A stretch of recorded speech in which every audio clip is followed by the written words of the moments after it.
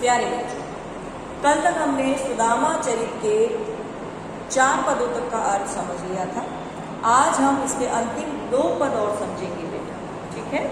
इसका 5वां पद है बेटा, वैसोई राज समाज बने, गज बाजी गने मन संभ्रम छायो, केल्यो परो कहूँ मार्ग भूली, की तीरी के में द्वारिका आयो, कौन बिलो की बे कोमन लोचत, सोचत ही सब गांव मजायो, पूछत पांडे फिरे सब सो, पर जोपरी को कहूँ खोज न पायो।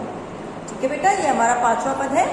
इसके कुछ कठिन शब्दों के अर्थ देखिए बेटा, वैसो ही, उसी तरह, गजबाजी, गज बेटा हाथी का पर्यायवाची और बाजी मतलब घोड़ा, तो गजबाजी हाथी और घोड़े, छायो मतलब बढ़ जाना, कौन महल, बिलोकी में देखने के लिए, पांडे ब्राह्मण या सुदामा के लिए आया है ना बेटा। अब इसका अर्थ देखिए आप लोग, वैसो ही राज्य समाज बने। अब कल तक हमने पढ़ा था बेटा कि किस तरह सुदामा कृष्ण के पास गए, द्वारपाल ने संदेश दिया कि एक ब्राह्मण आया है। ये सब सुनकर कृष्ण दौड़े आए और सुदामा को सिंहासन पर बिठाया और अपने आंसुओं से उनके पैर धोए।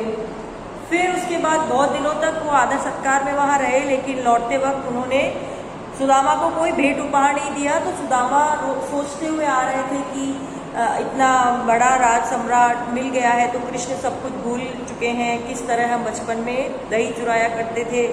मैं तो आना ही नहीं चाह रहा था, लेकिन मेरी पत्नी ने मुझे भेजा। अब मैं जाकर उसे कहूँगा कि ये सारा धन तुम संभालो।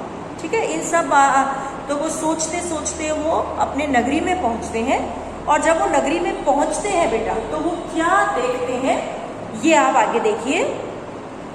बैसो ही राज समाज बने, गज बाजी गने मम संभ्रम पाए, कि द्वारका से खाली हाथ लौटे सुदामा अपनी नगरी में आकर भ्रम में पड़ जाते हैं, संदेह में हो जाते हैं, संदेह की स्थिति में आ जाते हैं कि यहाँ पर भी द्वारिका जैसा साज और सामान है।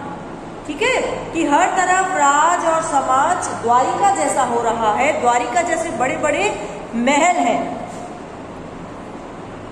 राज समाज बने कि द्वारिका जैसा ही राज्य और समाज यहाँ पर बना हुआ है।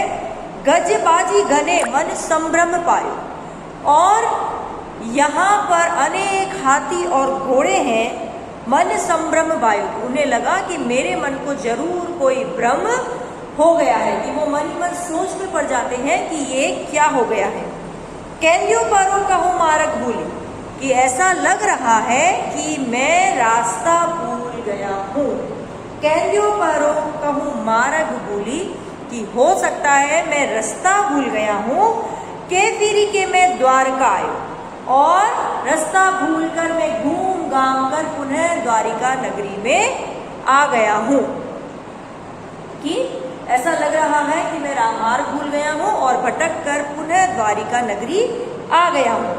होने बिलो की भी कोमन लोचन, और अब उनका मन उनकी झोपड़ी को देखने के लिए, है ना, बिलो की भी देखने के लिए, कि अपना भवन देखने के लिए सुदामा का मन उत्सुक हो रहा था।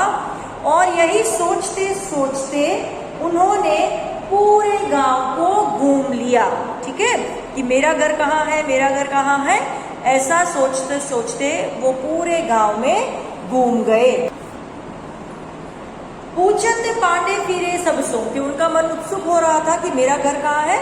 और इसके लिए पांडे मतलब ब्राह्मण, कि वो गरीब ब्राह्मण सुदामा पूरे गांव में अपने घर का पता पूछते हुए फिरे, पर झोपड़ी को कहूँ खोज न पाई, लेकिन उन्हें उस गांव में अपनी झोपड़ी भी कहीं नहीं मिली। कि सुदामा जब लौट कर आए और अपने गांव पहुंचे तो वहां बिल्कुल द्वारिका जैसा माहौल था, वैसे ही बड़े बड़े भवन, वैसे ही घोड़े हाथी। तो उन्हें लगा कि वो रास्ता भूल गए हैं और पुनः द्वारिका आ गए हैं।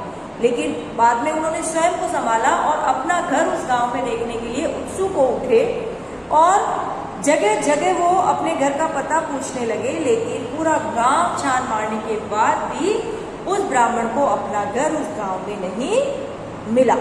ठीक है, अब इसका अंतिम पद देखिए बेटा, के वह टूटी सी छानी हती, कह कंचन के अब धाम सुहावत, के पग में पन ही न होती, कहले गजराजहु ठाड़े महावत, भूमि कठोर पे रात कटे, कह कोमल सेज पे नींद न आवत, के जूर तो नहीं को दो सवा, प्रभु के पर तापते दाख नहा।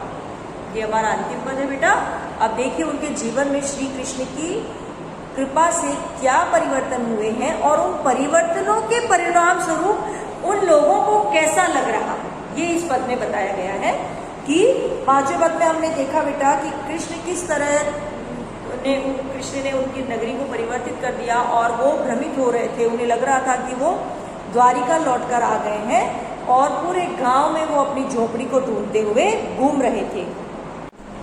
तो आगे देखिए, के वह टूटी सी छानी हती, कह कंचन के अब धाम सुहाव, कि जहां पहले सुदामा की एक टूटी फूटी सी झोपड़ी हुआ करती थी, वहां पर अब सोने के बड़े बड़े महल खड़े हुए हैं। देखिए छानी मतलब छप्पर, कच्चे घरों में होता है ना बेटा। कंचन सोना, धाम महल, जुड़तो मतलब जुड़ना, कोरोसवा, कोरोसवा बेटा निम्न कोटि का अनाज है, घास के बीज है और उसी से आटा और उसी का बना हुआ खाना, मतलब निम्न कोटि के अनाज को कोरोसवा कहा गया है। ठीक है, तो अब इसका अर्थ देखिए, के वह टूटी सी छानी हती, कि जहां पर वह टूटा सा छप्पर, टूटी सी झोपड़ी होती थी, कहा कंचन के अब दाम सुहावत, वहां पर अब सोने के महल शोभा दे रहे हैं, कि अब वहां पर सुंदर सुंदर सोने के महल खड़े हुए हैं। के पग में पनही न होती, और पहले जहां पैरों में जूतियां, पनही मतलब जूतियां, कि पहले जहां पैरों में जूतियां नहीं होती थी जिस घर में, कहले गजराजहु ठाड़े महावत, उसी घर के बाहर अब सवारी के लिए महावत घोड़े और हाथी लिए खड़े हुए हैं।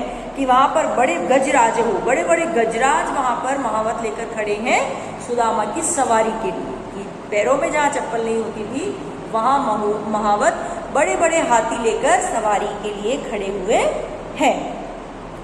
भूमि कठोर पे रात कटे, कहा कोमल सेज पे नींद न आवत, और कहा वह कठोर भूमि पर सोया करते थे और पूरी रात उन्हें वहीं जमीन पर व्यतीत करनी पड़ती थी। अब वो इतने संपन्न हो गए हैं कि उन्हें नरम नरम गद्दों पे नींद नहीं आती है। कहते हैं ना, जो आदतें हो जाती है, आदतों को परिवर्तित होने में समय लगता है। तो कि जहां वह कठोर धरती पर सोते थे, तो अब उन्हें कोमल सेज पर नींद नहीं आती है। के जुरुतो नहीं कोदो सवा, प्रभु के पर तापते दाख न बावत, और जहां वे पहले मोटे अनाज और चावलों के लिए भी तरसते थे, वहां प्रभु की कृपा से इतना पैसा है कि अब उन्हें दाख, किशमिश जैसे स्वादिष्ट खाद्य भी अच्छे नहीं लगते हैं। ठीक है, कि पहले जहां वह निम्न कोटि का अनाज जैसे सावा और चावल आदि के लिए भी तरसते थे, वहां प्रभु के प्रताप से उनके पास दाख, किशमिश जैसे स्वादिष्ट पकवान है, व्यंजन है, वो उन्हें अच्छे नहीं लगते हैं, क्योंकि उन्होंने जीवन में इतनी गरीबी देखी है कि अब इस संपन्नता के लिए उनको स्वयं को तैयार करना पड़ेगा, आदतें विकसित करनी पड़ेगी। कि पड़ी हुई आदतें नहीं छूटेगी, तो कि अब उन्हें कोमल बिस्तरों पे भी नींद नहीं आती और किशमिश जैसे स्वादिष्ट वस्तुएं भी उन्हें अच्छी नहीं लगती। ठीक है बेटा, ये हमारा पाठ है। इसमें बताया गया है कि किस तरह बिना अपना एहसान जताए श्री कृष्ण ने सुदामा के जीवन से गरीबी को पूरी तरह से हटा दिया था और उन्हें अपने समान धन और वैभव देकर उस कठिनाई भरे जीवन से मुक्ति दिला दी। यही एक सच्ची दोस्ती का उदाहरण है बेटा, कि दोस्त यदि संकट में हो तो बिना उसे जताए हमें उसकी भरपूर मदद करनी चाहिए, और यदि हम सक्षम हैं बेटा तो हमें अपने ऊपर अभिमान ना कर कर ये सोचना चाहिए कि भगवान ने यदि हमें किसी की मदद करने योग्य बनाया है तो पूरी तरह से निस्वार्थ मन से हम उसकी मदद करें। ठीक है बेटा, ये हमारा पाठ है सुदामा चरित। अब आपको इस पाठ को पूरे को बहुत अच्छे से समझना है और कहीं भी किसी भी तरह की कठिनाई अनुभव होने पर मुझसे पूछना है। ओके बेटा।